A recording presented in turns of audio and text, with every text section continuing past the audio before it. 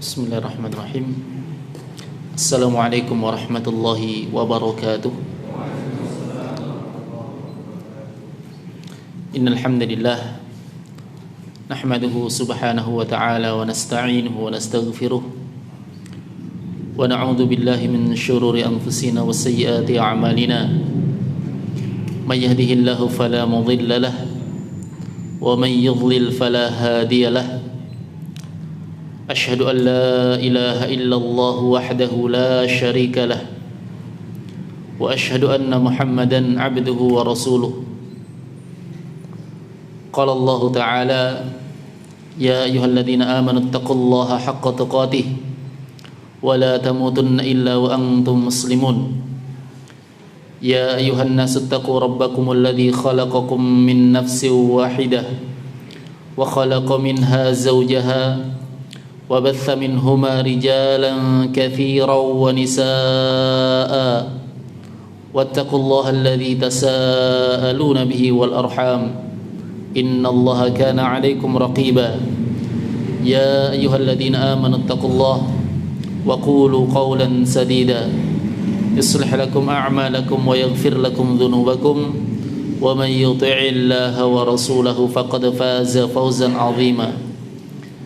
أما بعد فإن أصدق الحديث كتاب الله وخير الهدى هدى نبينا محمد صلى الله عليه وسلم وشر الأمور محدثاتها فإن كل محدثة بدعة. أيها الإخوة والأخوات rahimani wa rahimakumullah. Di antara perkara yang patut kita syukuri adalah ketika Allah Subhanahu wa taala masih memberikan bimbingan kepada kita, arahan kepada kita, dan yang lebih penting dari itu adalah memberikan kekokohan dan keteguhan kepada kita. Seandainya Allah Subhanahu wa taala tidak mengokohkan kita, tidak menguatkan kita, maka sungguh kita telah berada di dalam jurang kebinasaan.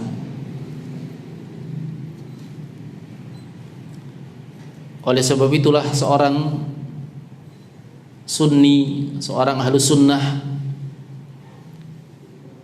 dia banyak-banyak bersyukur kepada Allah Subhanahu wa taala dan terus-menerus meminta. Bukankah demikian yang diajarkan dan dicontohkan oleh Nabiyyuna sallallahu alaihi wasallam? Kana aktsaru du'a'in Nabiy sallallahu alaihi wasallam Allahumma ya muqallibal qulub tsabbit qalbi ala ta'atik. Adalah di antara doa yang paling banyak Nabi sallallahu alaihi wasallam ulang-ulang adalah doa, ya Allah, wahai yang membolak-balikkan hati, kokohkanlah, kuatkanlah hati kami untuk terus-menerus berada di atas ketaatan kepada Engkau. Karena kokohnya seseorang, teguhnya seseorang di atas al-haq, kebenaran, itu adalah perkara yang sangat berat sekali. Yang Nabi kita sallallahu alaihi wasallam telah menggambarkan, sayati 'alan nasi zamanun, akan datang nanti suatu zaman, suatu masa yang disebutkan di antara sifatnya adalah al-qabid, orang yang memegang ala dinihi, agamanya, berpegang teguh di atas agamanya, kal qabid alal jamrah, bagaikan dia berpegang di atas bara api. Dia memegang bara api yang sangat panas.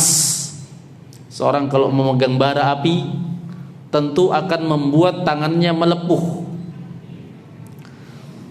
Saking sulitnya memegang kebenaran, saking beratnya memegang yang namanya al-haq. Tapi ingat, kapan seorang berjuang, Allah Subhanahu wa taala telah menetapkan in tansurullah yansurkum wa yuthabbit aqdamakum. Jika kalian berusaha untuk menolong Allah Subhanahu wa taala, Allah tidak butuh ditolong. Maksudnya kita menolong Allah, menolong agama Allah Subhanahu wa taala adalah berpegang teguh dengan agama Allah Subhanahu wa taala, membela agama Allah Subhanahu wa taala.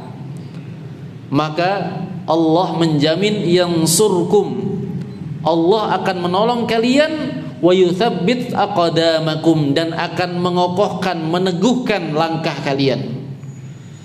Seorang yang mau dikuatkan, yang mau dikokohkan berada di atas al-haq, berada di atas kebenaran, dia harus berusaha untuk berjuang menegakkan agama Allah Subhanahu wa taala. Pasti mereka menang. Wa inna jundana lahumul ghalibun. Sesungguhnya pasukan kami, kata Allah, mereka adalah orang-orang yang menang. Tapi ingat, jangan salah kaprah tentang kemenangan. Kemenangan ahlu sunnah tidak harus ahlu sunnah berada di atas, ya.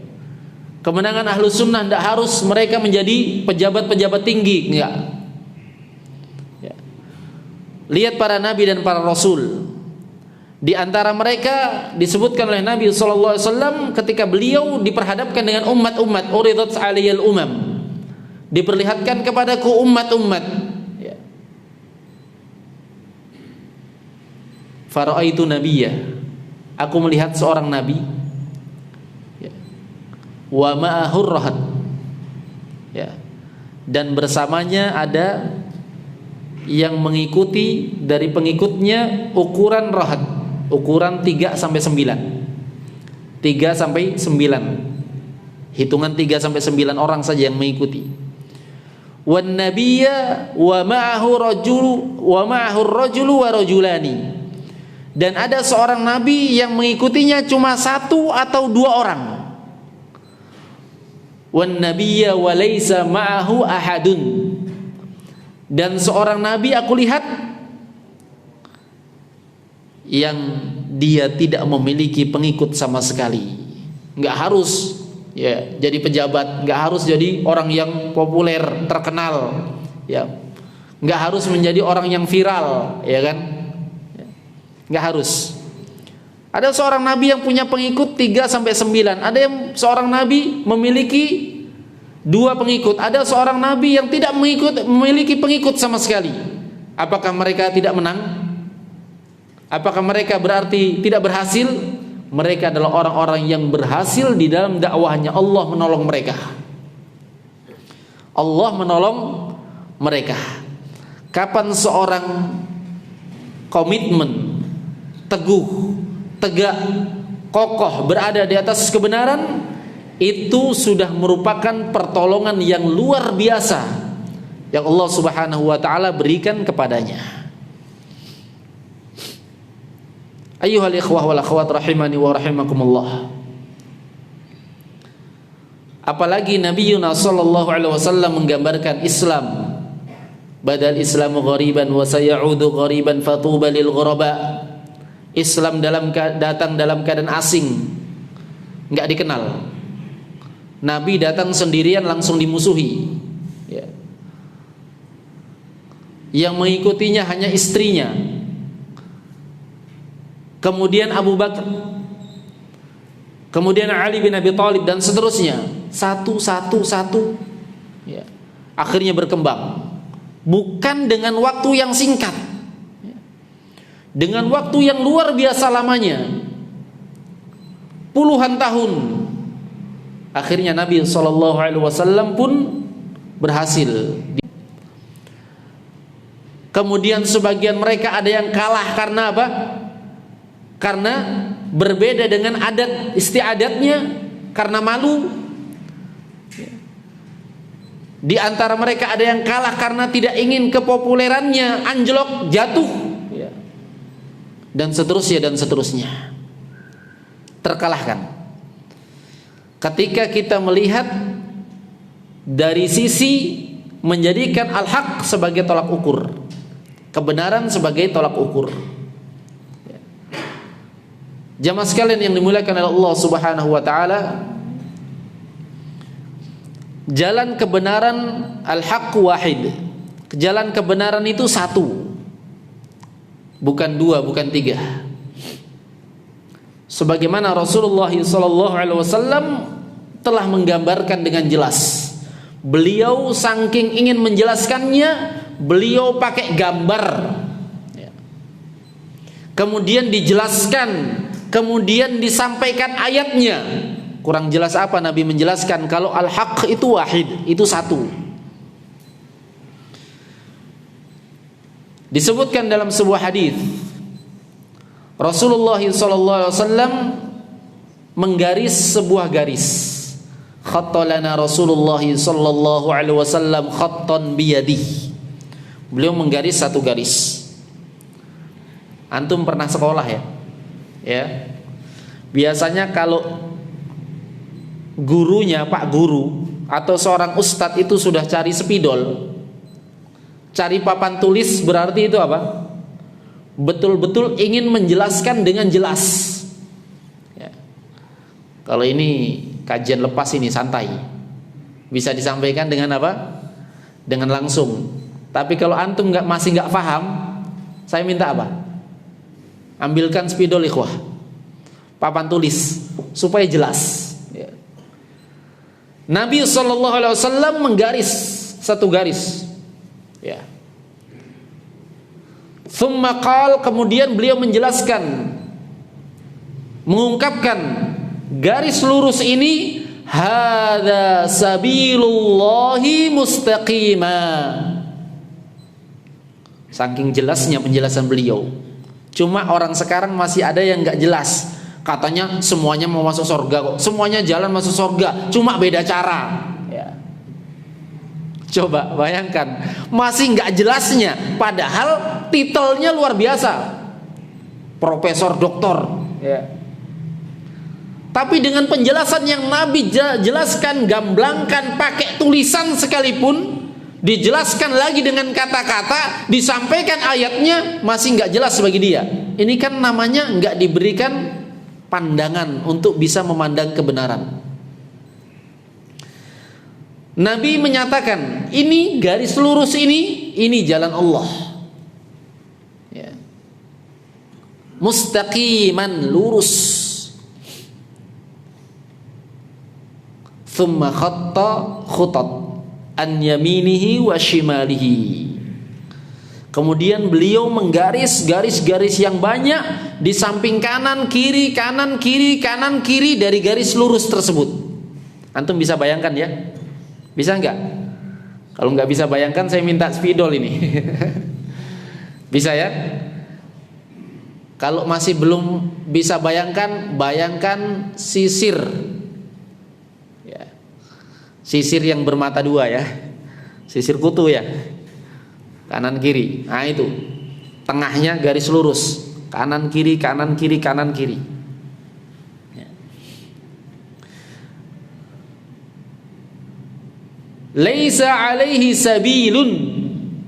Tidak ada satu pun dari jalan yang kanan, yang kiri, yang kanan, yang kiri ini, illa wa minha syaitan, kecuali padanya ada syaitan, yad'u ilaihi, yang menyeru kepadanya. Makanya jangan tengok kanan, jangan tengok kiri. Kapan sudah jelas kebenarannya, ini ayatnya, ini hadisnya, masih tengok lagi, wah situ ada akal-akalan. Tengok kiri ada filsafat, tengok kanan lagi ada apa lagi? Ada syahwat. Tengok kiri lagi ada syubhat. Pokoknya jalan-jalan syaitan semua itu. Padanya ada syaitan yang yad'u ilaihi, menyeru, ayo lewat sini, lewat sini. Ya. Kemudian beliau sallallahu alaihi wasallam membaca ayat, wa anna hadha sirati mustaqima fattabi'uhu wa la tattabi'us subul fatafarraqa bikum an sabili. Masih kurang jelas apa ayat yang berbicara? Kok masih mengatakan semuanya jalannya sama, semuanya mau masuk surga? Ya memang niatnya semua masuk surga, tapi jalannya tetap salah. Kebenaran itu tetap satu. Allah Subhanahu wa taala berfirman, dan sungguh inilah jalanku, sirati tunggal. Jalan inilah yang kita minta setiap salat kita. Ya kan? Ihdinas siratal mustaqim. Jalan ini yang kita minta. Yang ketika Abdullah bin Mas'udin radhiyallahu ta'ala anhu menafsirkan as-siratal mustaqim, jalan yang lurus, beliau mengatakan as-siratul mustaqim, jalan yang lurus adalah ma tarakana Rasulullah sallallahu alaihi wasallam, apa yang telah ditinggalkan kepada kami oleh Nabi sallallahu alaihi wasallam. Berarti jalannya Nabi. Makanya dalam ayat disebut ini jalanku yang lurus. Fattabi'u, ikuti dia. Fattabi'u, ikuti dia.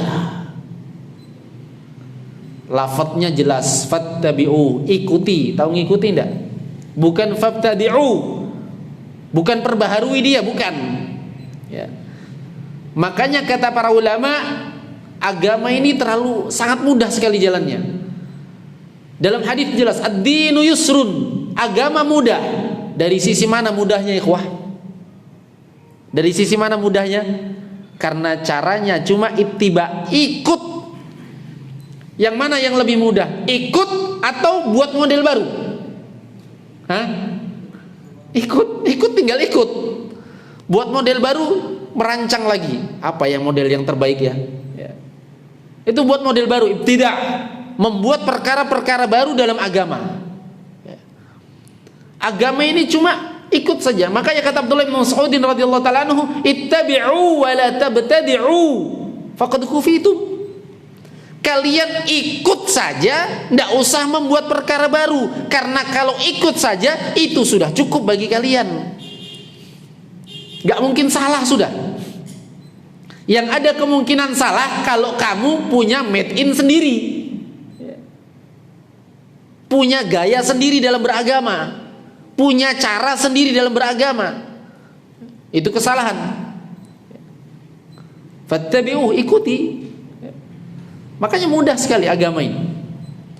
Salah orang yang mengatakan pelajaran paling sulit itu, ikhwah, ditakut-takuti antum. Antum pelajaran dasar dulu, fikih dulu. Ya, belajar fikih dulu, sudah menguasai fikih, baru belajar ya ini, belajar ini. Nanti kalau sudah baru antum baru belajar manhaj. Salah. Manhaj itu pelajaran paling mudah. Kenapa mudah? Enggak pakai rumus macam-macam, enggak kayak matematika. Ya. Rumusnya jelas, satu saja, tinggal ikut. Ya. Itu kan manhaj. Manhaj itu artinya thariqah, cara kita beragama, ikhwah. Ya. Manhaj itu artinya apa? At-thariqah, cara kita beragama. Kalau sudah benar cara beragamanya, baru pelajari cabang-cabang agama yang lainnya. Kok dibilang masalah fikih paling gampang, justru paling ruwet. Ya. Dihadapkan dengan perbedaan-perbedaan pendapat, perbedaan-perbedaan dalam mengambil sisi pendalilan. Ini ikhwah. Wala tattabi'us subul, jangan kalian mengikuti jalan-jalan yang lainnya. Fatafarraqa bikum an sabilih, karena jalan yang lainnya akan memisahkan kalian dari jalannya. Kalau sudah masuk ke jalan yang lain, makanya nggak ada istilah coba-coba dan tidak ada istilah sekali-kali di dalam beragama. Di dalam mengikuti, mau coba-coba melakukan kesesatan misalnya, nggak apa-apa Ustaz, sekali-kali aja. Memang saya tahu itu salah, tapi sekali jangan. Kenapa? Karena sekali-kalinya kita, coba-cobanya kita, itu akan bisa memisahkan kita dari jalannya. Nggak bisa kembali lagi. Qul man kana fi dhalalati falyamdud lahur rahmanu madda. Katakanlah wahai Muhammad, barang siapa yang terjatuh pada ad-dhalalah, satu kesesatan, sengaja dia masuk dalam satu kesesatan, coba-cobalah istilahnya, falyamdud lahur rahmanu madda, maka Allah Subhanahu wa taala akan melapangkan baginya dengan selapang-lapangnya kesesatan tersebut. Wal-iyadu billah.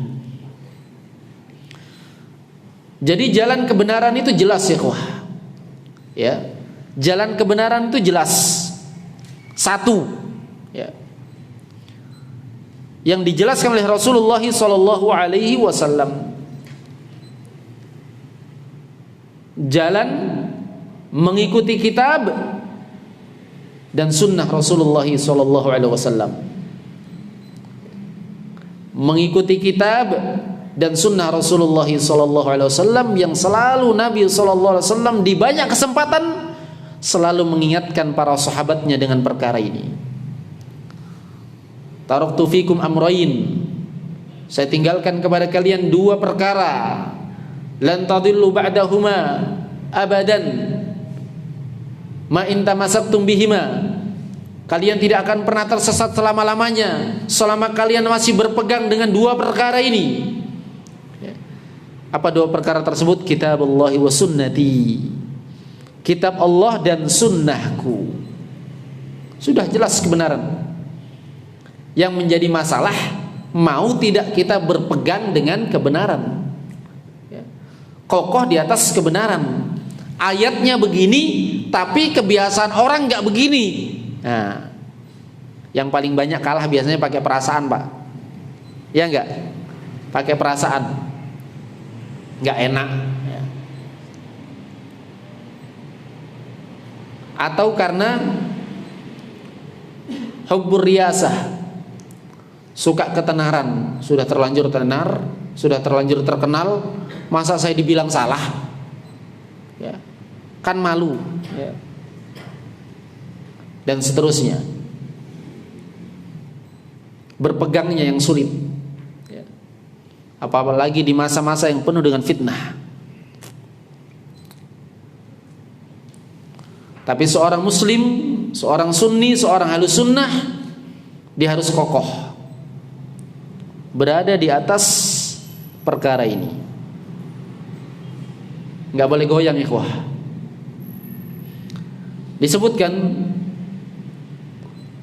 di dalam sebuah riwayat yang dihasankan oleh Syekh Al-Albani rahimahullah taala, ya, di dalam sanad riwayat ini terdapat kelemahan, namun datang syawahid, penguat-penguat yang lainnya, sehingga Syekh Al-Albani rahimahullah taala menghukumi dengan hadis ini hasan li ghairihi, ya, bisa diambil. Bahwasanya suatu hari orang-orang Quraisy mendatangi Abu Thalib, kemudian tahu Abu Thalib ya, pembelanya Nabi, tapi dia nggak mau beragama dengan agamanya Nabi, ya. Tapi dia bela keponakannya, ya. Siapa yang tahu kira-kira apa penyebabnya Abu Thalib tidak mau beragama dengan agamanya Nabi? Nggak enak, ya. Jangan pakai nggak enak ikhwah, nggak enak. Dia mengaku kok, bahkan menyuruh Nabi SAW, kamu terus berada di atas apa yang engkau berada di atasnya. Tapi dia nggak bisa meninggalkan kaumnya, sudah terlanjur dituakan, ya. Akhirnya dia didatangi oleh kaumnya, datangi oleh pembesar-pembesar lainnya. Wahai Abu Thalib, sekarang tidak ada pilihan lagi. Kamu pilih salah satunya. Kamu tetap membela Muhammad dan kami memusuhimu, atau engkau ikut menentang atau menyuruh berhenti apa yang diserukan oleh Muhammad. Gak bisa apa-apa Abu Thalib, ya. Sekarang permusuhannya bukan sekadar membela keponakannya, sekarang permusuhannya mereka mau memusuhi Abu Thalibnya langsung kalau masih membela Rasulullah SAW. Maka Abu Thalib pun datang kepada Nabi SAW. Ya bena akhi, wahai anak saudaraku, keponakanku, ya. Qad ja'uni, ya. Innahum qad ja'uni wa qalu li Mereka orang-orang Quraisy, pembesar-pembesar Quraisy mendatangiku dan mereka berkata kepadaku kada wa kada, seperti ini dan seperti ini tadi. Ya. Maka fa'alayya wa 'ala nafsik. Sekarang aku berada di atas tanggunganku sendiri, berada di atas apa yang ada pada diriku sendiri, dan dirimu sudah berada pada dirimu sendiri. Artinya sudah mau lepas ya. Wala tuhammilni ala ma la atiq. Jangan lagi bebani aku dengan perkara yang aku sudah tidak mampu. Artinya angkat tangan. Ya. Kemudian wadhanna Rasulullah sallallahu alaihi wasallam annahu qad bada li ammihi ma bada. Nabi SAW sudah menyangka bahwasanya pamannya sudah akan berlepas diri, nggak mau membela lagi. Fabaka, Nabi sampai nangis. Bayangkan siapa lagi yang mau bela dia? Siapa lagi yang mau membela beliau? Sallallahu alaihi wasallam.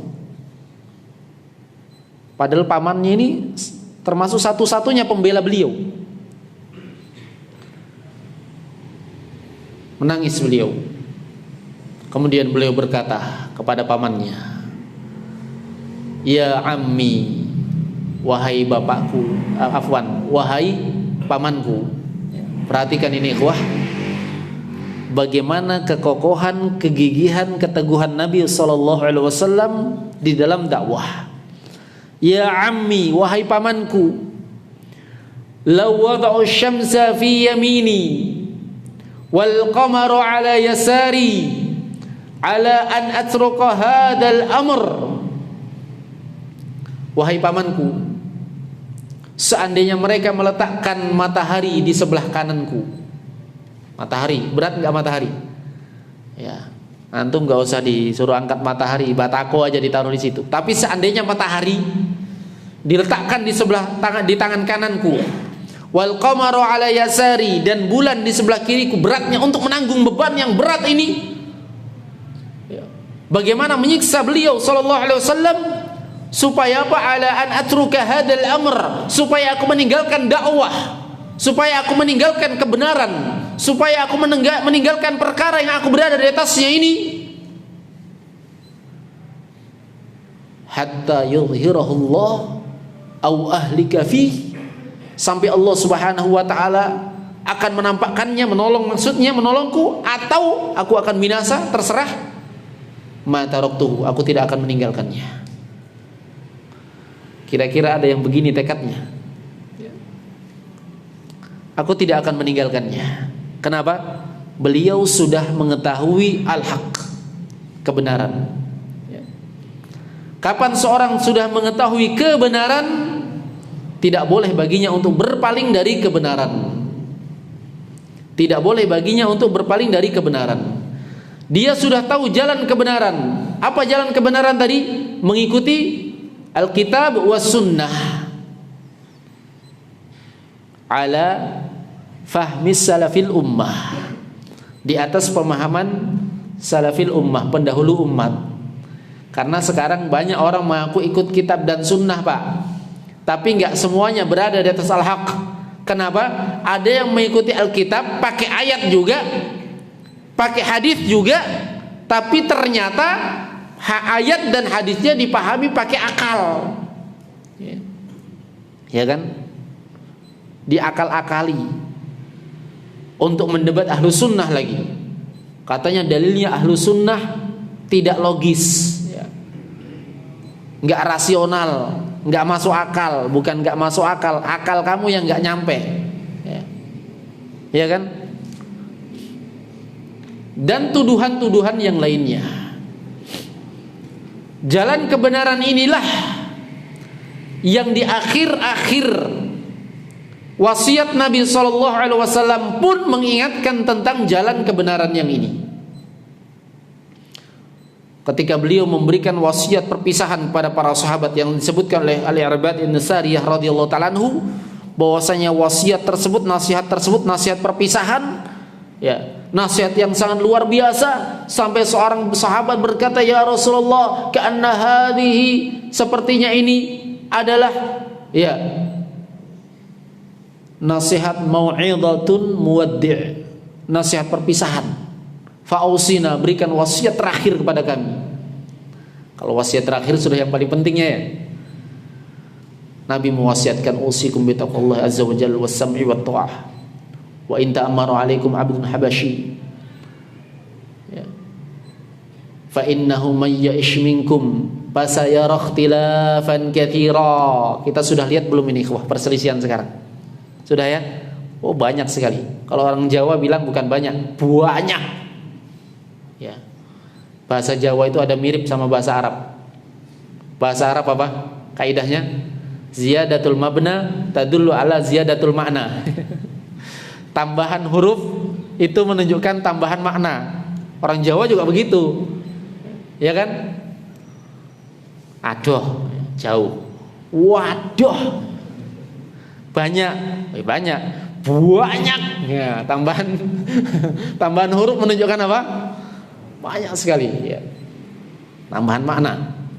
Perselisihan yang sangat banyak. Benar apa yang dikatakan Nabi SAW. Fasayara ikhtilafan katsira. Kalian akan lihat perselisihan yang banyak, sangat banyak. Fa'alaikum bisunnati. Kalau sudah begini kondisinya, Nabi menyarankan, membimbing, memberikan arahan, hendaklah kalian berpegang dengan sunnahku. Enggak cukup ya kuah. Wa sunnatil khulafa'ir rasyidin al-mahdiyyin. Dan berpegang juga dengan sunnahnya al-khulafa ar-rasyidin al-mahdiyyin, yang mereka mendapatkan petunjuk. Jalan para sahabat radhiyallahu ta'ala anhum, jalan inilah yang kita tempuh, membedakan jalan kebenaran dengan jalan-jalan yang lainnya. Allah Subhanahu wa ta'ala menurunkan kebenaran. Allah tahu bahwasanya tingkat akal kita, tingkat faham kita enggak semuanya sama. Ada yang dangkal, ada yang ini, ada yang nggak bisa paham, ya. Ada yang mengandalkan akal. Maka di antara bentuk kasih sayang Allah Subhanahu wa taala, huwallazi arsala rasulahu bil huda wa dinil haqq. Allah mengutus rasul membawa agama dan membawa petunjuk dan membawa agama yang benar. Kalau Allah mengutus rasul membawa kebenaran, berarti kalau orang mau ikut kebenaran berarti harus ikut siapa? Rasul. Rasul diutus untuk menyampaikan, ya kan? Sekarang Rasul menyampaikan kepada siapa? Kepada orang yang ada di zamannya. Nggak mungkin menyampaikan ke nanti di zaman periode di generasi ke 14 misalnya, di abad ke-14 nanti disampaikan. Enggak. Yang mengambil ilmu dari Nabi, mengambil hidayah dari Nabi, yang disebutkan oleh Allah Subhanahu wa taala, wa innaka latahdi ila siratil mustaqim. Engkau wahai Muhammad benar-benar memberikan hidayah, memberikan petunjuk, memberikan arahan, memberikan bimbingan ke jalan yang lurus. Yang diberi bimbingan siapa? Para sahabat. Kira-kira yang faham tentang agama siapa setelah Nabi? Para sahabat. Kok masih banyak yang ngeyel, nggak mau ikut jalannya sahabat? Gimana caranya?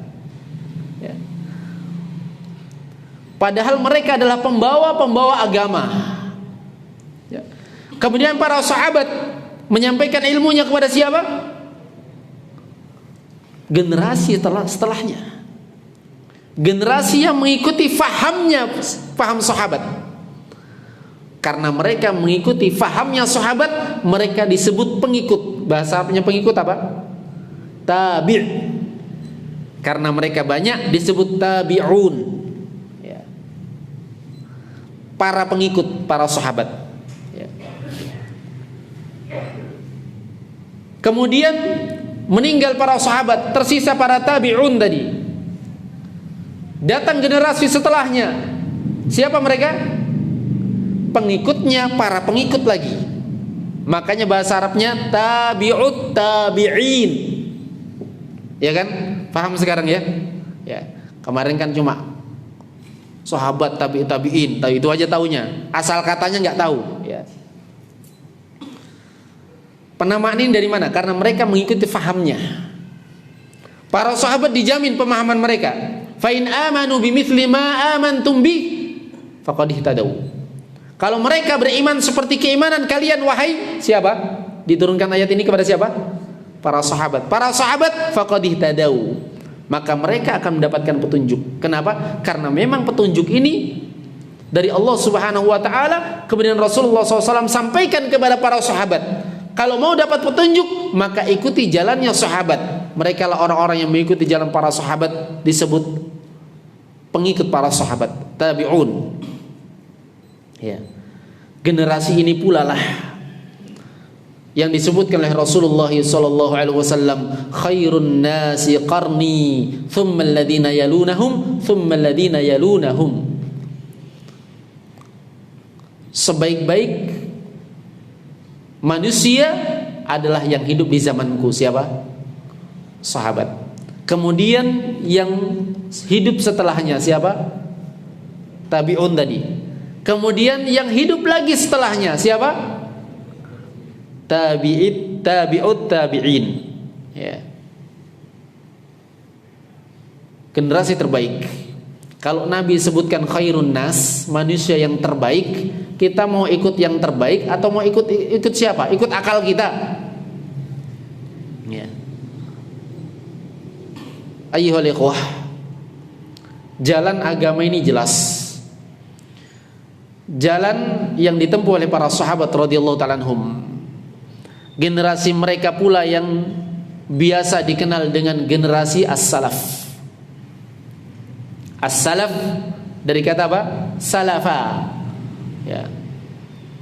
Salafa, terdahulu. Makanya ditafsirkan atau disebutkan secara bahasa, ya,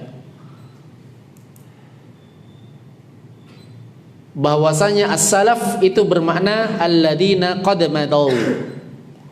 Ya, orang-orang yang telah berlalu, itu namanya salaf. Kakek kita itu salaf kita, karena dia lebih duluan dari kita. Itu secara bahasa. Orang-orang yang hidup terdahulu disebut salaf. Secara makna, secara istilah, as-salaf adalah orang-orang yang hidup di zaman Nabi SAW dari kalangan para sahabat dan orang-orang yang mengikuti mereka dengan baik.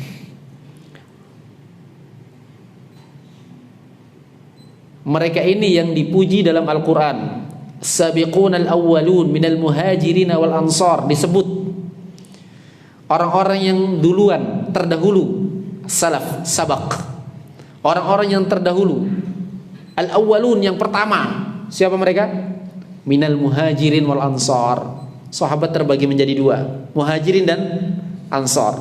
Jelas sahabat, nggak mungkin ditakwil lagi, nggak mungkin diarahkan kemana lagi. Muhajirin dan ansar ya sahabat. Ya. Ini belum masuk waktu ya? Ya, diingatkan ya kalau masuk waktu. Ya. Minal muhajirin wal ansar. Kalimat tabi'in juga itu petikan faidah dari ayat walladzina tabauhum bi ihsan. Dan mereka adalah orang-orang, dan juga orang-orang walladzina tabauhum, orang-orang yang mengikuti mereka. Bahasa Arabnya pengikut apa? Tabi', ya. Mengikuti mereka bi ihsan, dengan baik. Radhiyallahu anhum wa radu'an. Allah ridha terhadap mereka dan mereka ridha kepada Allah. Wa'adda lahum jannatin tajri tahtaha al-anhar khalidina fiha abada radhiyallahu anhum wa radu'an. Ya. Dzalikal fawzul azim. Mereka ridha kepada Allah, Allah ridha kepada mereka. Disiapkan bagi mereka sungai-sungai, ya, kebun-kebun yang mengalir di bawahnya sungai-sungai. Mereka kekal di dalamnya. Dan bagi mereka kemenangan yang besar. Dipuji oleh Allah Subhanahu wa taala. Ya, faham mereka. Faham mereka para sahabat dan orang-orang yang mengikuti mereka dengan baik.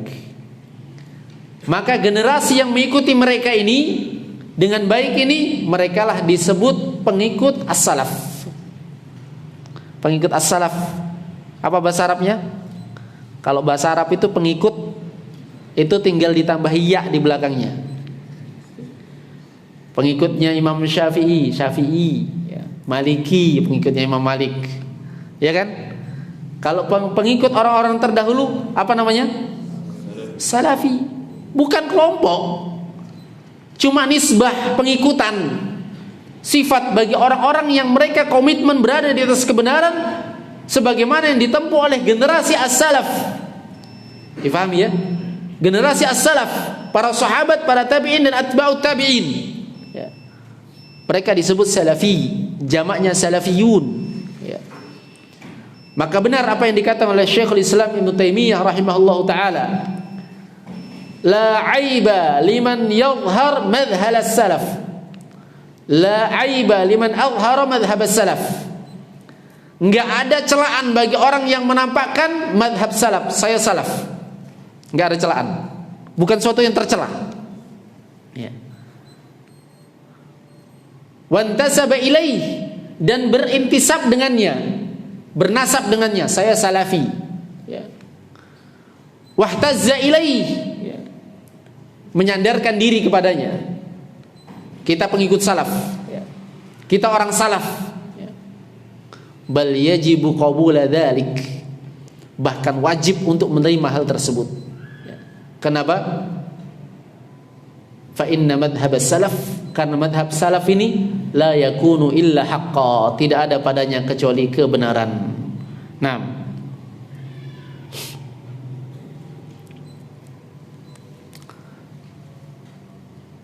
jika kita mengikuti sahabat pasti selamat.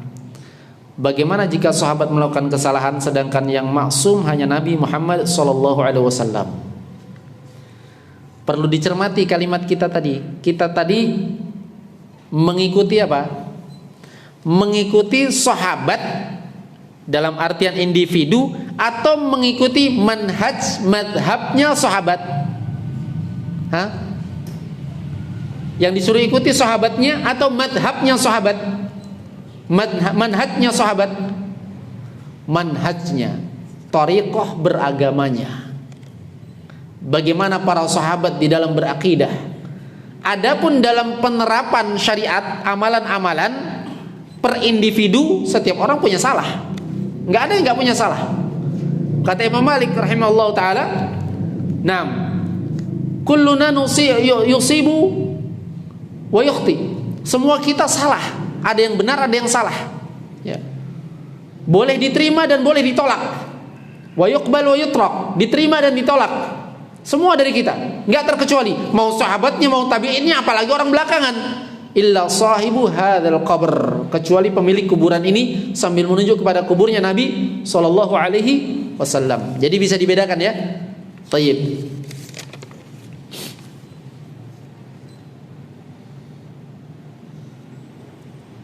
Bagaimana menyikapi ikhwan yang mengatakan ambil baiknya dan buang buruknya sehingga menuntut ilmu kepada siapapun?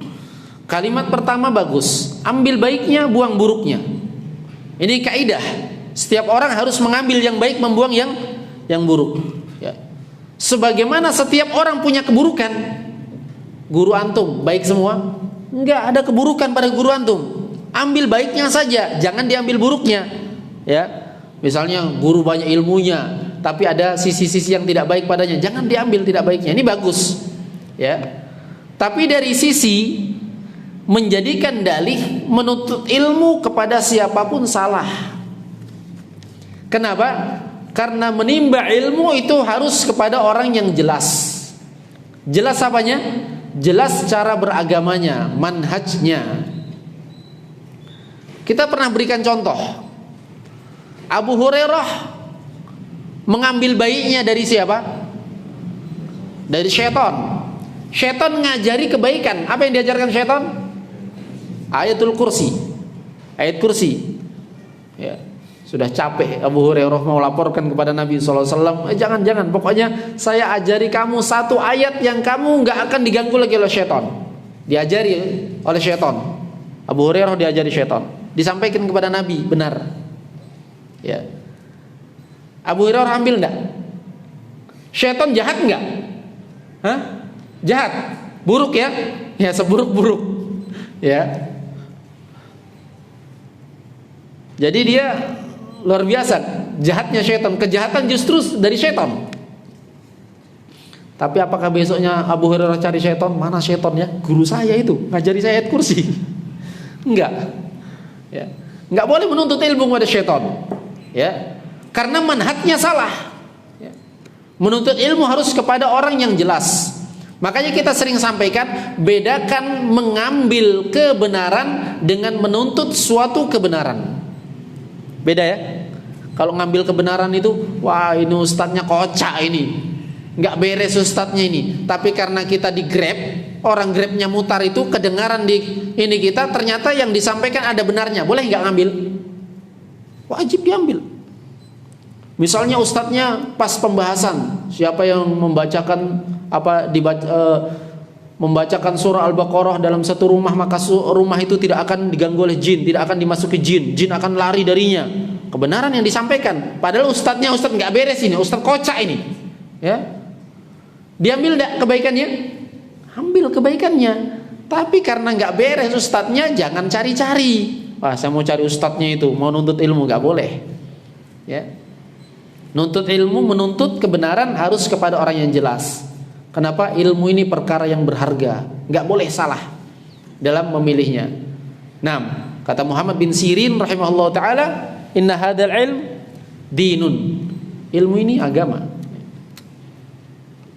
Ilmu ini agama. Fanduru amman ta'khuduna dinakum. Kalian harus lihat dari mana kalian mengambil agama kalian. Ya, dari mana kalian mengambil agama kalian.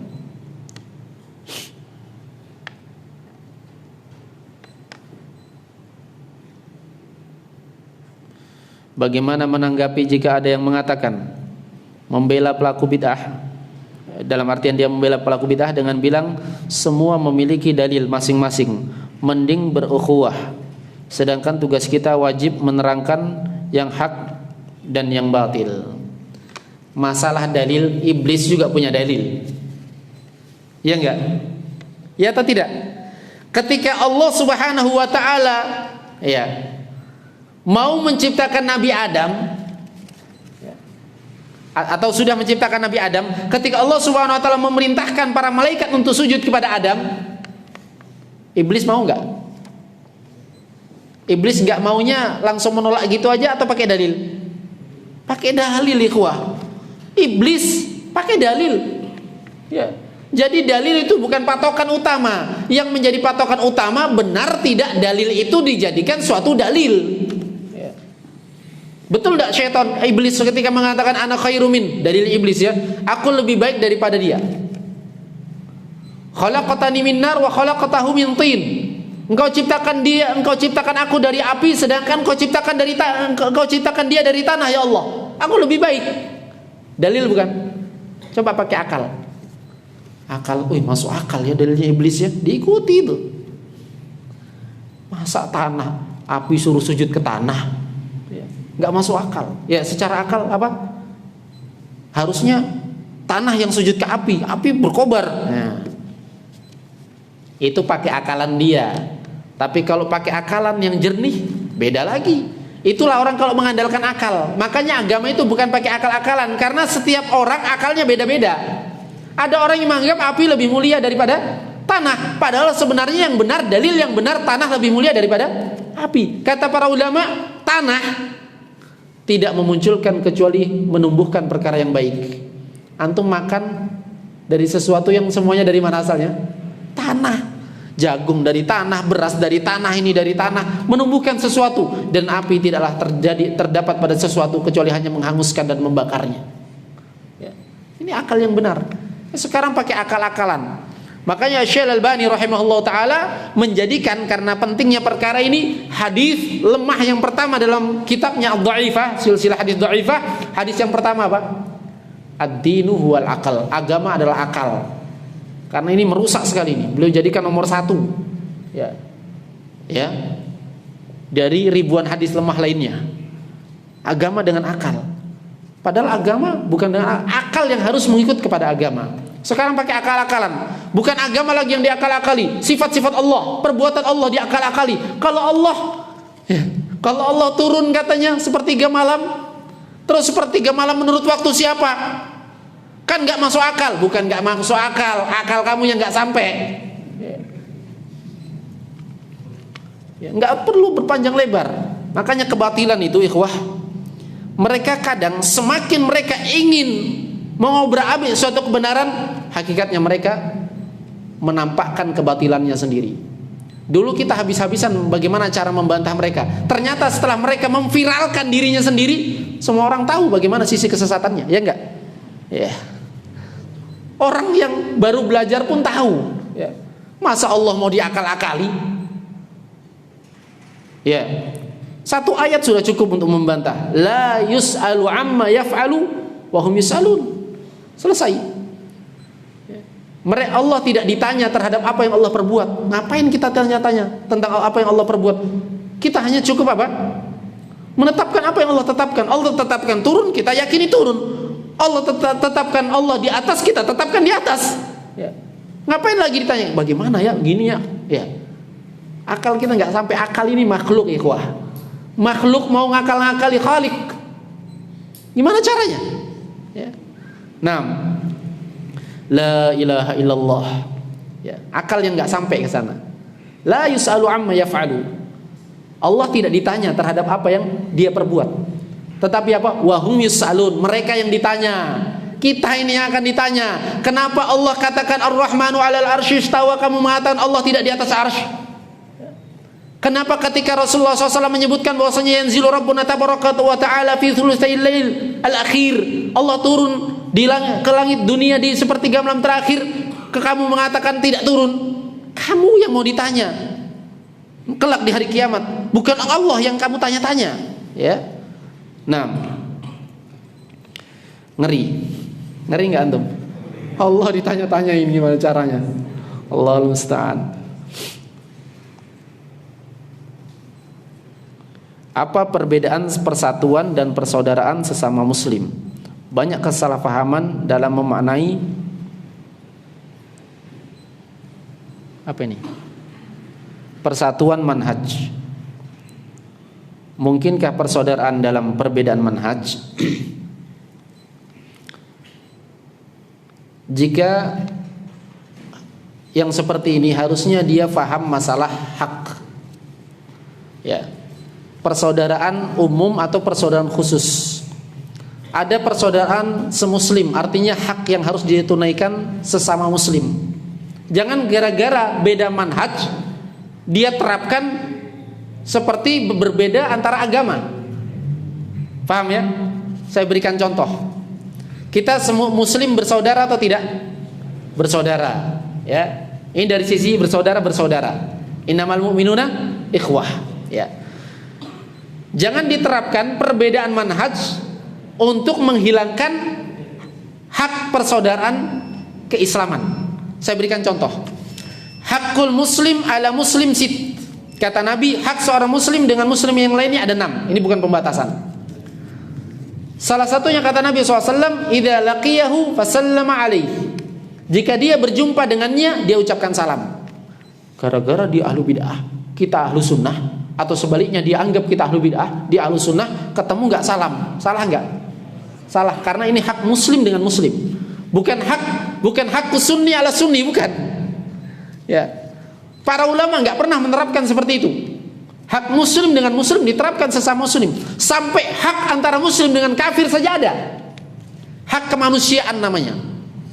Ya, contoh, Nabi SAW bersabda, la yu'min, tidak beriman di antara kalian, tidak beriman di antara kalian, tidak beriman di antara kalian. Para sahabat bertanya, man ya Rasulullah, siapa yang tidak beriman ya Rasulullah? Man la yu'min jarah, bawa'iqah, siapa yang tetangganya tidak merasa aman dari dia. Sekarang dia punya tetangga kafir. Tetangga ini punya hak, namanya hak tetangga. Paham ya? Hak tetangga harus ditunaikan, hak tetangga. Jangan mentang-mentang dia kafir, oh enggak, ada apa-apa enggak diberi, ya. Pokoknya ketemu dia enggak boleh lihat. berarti tidak memberikan haknya. Makanya kaidahnya fa'ati dzu haqqin haqqah. Kata Nabi SAW, berikan hak itu kepada yang milik hak. Contoh yang lain, ya, ini lebih banyak lagi. Tadi salam, ini lebih banyak lagi. Idza mata, kalau dia meninggal, fattabi janazatahu, ikutilah jenazahnya. Ini hak muslim atau hak salafi ini? Muslim. Kemarin pernah ribut. Ada seorang ya mengatakan dia bukan salafi lagi atau dia masih salafi, meninggal dunia. Sampai pengucapan innalillahi wa inna ilaihi rajiun saja dipermasalahkan. Apalagi mendatanginya. Waliyadzubillah. Ya. Ini orang bukan nggak ngerti manhaj lagi nih, nggak ngerti kaidah agama. Ya. Kalimat innalillahi wa inna ilaihi rajiun diberikan apa? Komentar. Ya. Nggak boleh mengucapkan ini kepada dia, bukan salafi lagi. Ya. Allahul musta'an. Ya, waktunya sudah habis. Baik. Afwan ya kalau kelewatan. Saya kira cukup, mudah-mudahan bermanfaat. Insyaallah kita lanjutkan pada pertemuan-pertemuan yang lainnya. Semoga Allah Subhanahu wa taala memberikan kekokohan, keteguhan kepada kita seluruhnya. Subhanakallah bihamdik asyhadu an la ilaha illa anta astaghfiruka wa atubu ilaik. Walhamdulillahirabbil alamin. Wassalamualaikum warahmatullahi wabarakatuh.